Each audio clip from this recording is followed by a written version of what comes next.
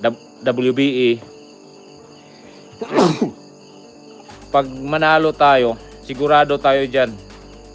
Sigurado tayo dyan na ano. Sigurado tayo na magkakarank tayo dyan sa mga ano na yan.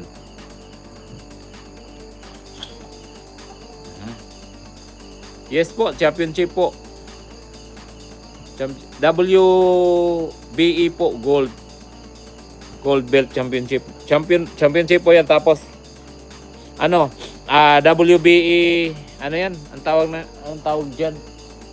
WBE mandatory. Hindi. Kalimutan ko eh. WBE, kumbaga maging number 1 sa WBE ang mananalo diyan.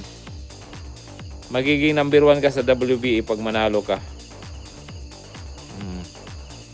Di ba yung may hawak ng belt ngayon sa WBA si Inoue. O siyempre doon na naman tayo ma-insert na naman tayo na pwede natin makalaban si Nery. Di ba?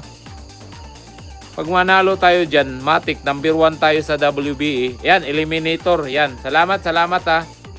Salamat si Cheese Mark.